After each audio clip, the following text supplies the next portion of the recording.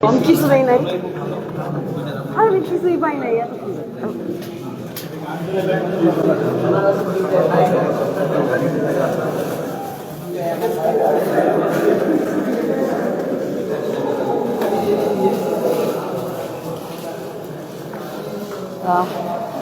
ঢাকা বিশ্ববিদ্যালয়ের ছাত্র সংসদ নির্বাচন ডাকসু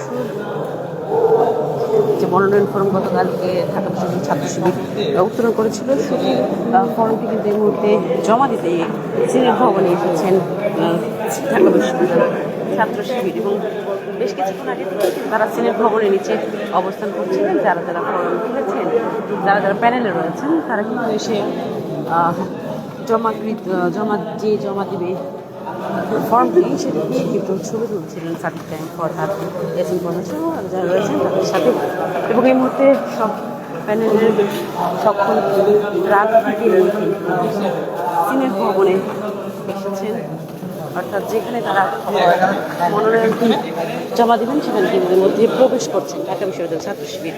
এখানে রয়েছেন সাদিক কায়েম, এসএম ফরহাদ সহ সকলেই যারা আসলে এই প্যানেল থেকে প্রার্থী হয়েছেন। গতকাল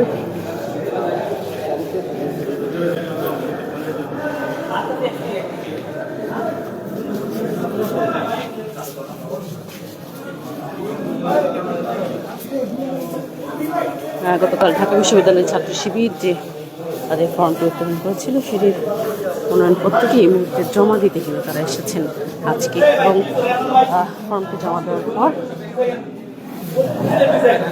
তারা কিন্তু কথা বলবেন সাংবাদিকদের সাথে।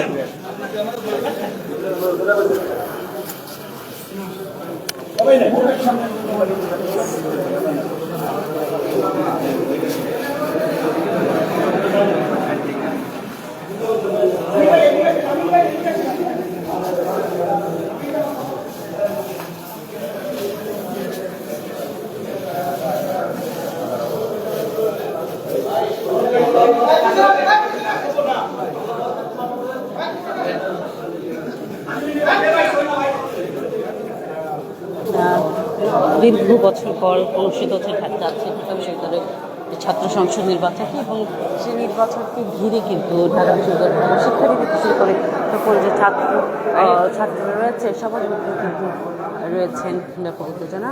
এবং সে নির্বাচন কিন্তু 9 তারিখে অনুষ্ঠিত হবে, সামনের মাসের সেপ্টেম্বর 9 তারিখে নির্বাচনটি অনুষ্ঠিত হবে। সেই নির্বাচনকে ঘিরে কিন্তু তোড়জোড় চলছে। এবং গতকাল ছিল মনোনয়ন ফর্ম উত্তোলনের লাস্ট ডেট। তবে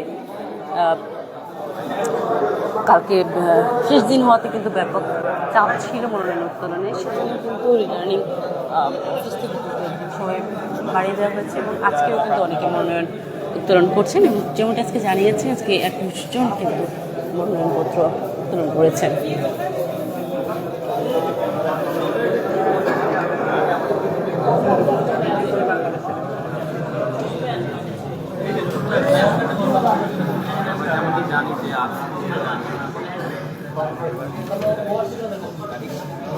কিছু পাইতেছে না, মাথা পাইতেছে না।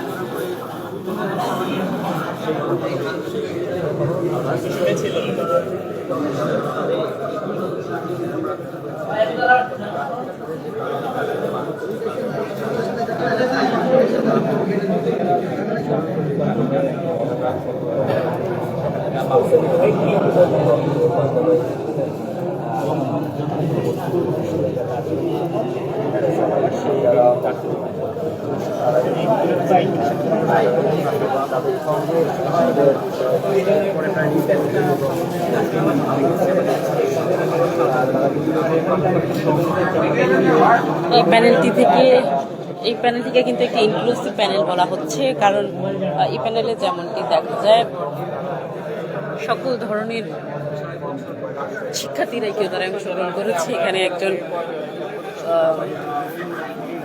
ক্ষুদ্র নিগোষ্ঠী রয়েছেন, এছাড়া জুলাই আন্দোলনে একজন চোখ হারিয়েছেন তিনি রয়েছেন, এছাড়া একজন জন্মগতভাবে তিনি চোখে দেখেন না তিনি রয়েছেন, নারী প্রার্থীরা রয়েছেন।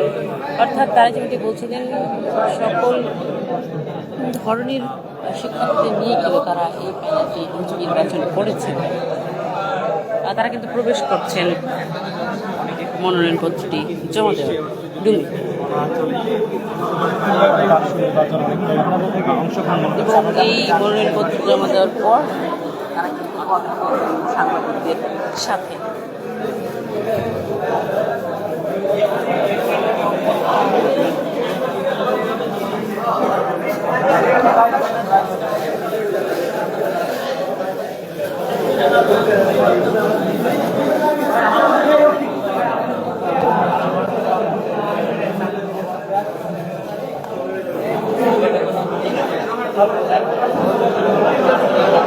সাদিকা এমএসএম ফরহাদ তারা কিন্তু ইতিমধ্যে প্রবেশ করেছে মনোনয়নপত্রটি জমা দেওয়ার যে রুটি রয়েছে সেখানে তারা ইতিমধ্যে প্রবেশ করেছে।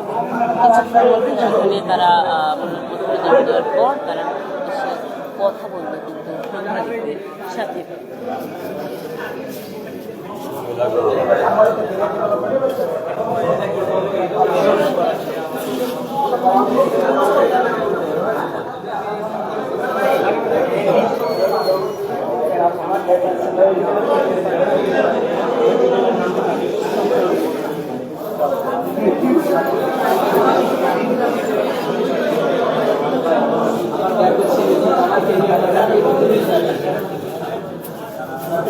কিছুক্ষণ পর আপনাদের সাথে আবারও যুক্ত হচ্ছি।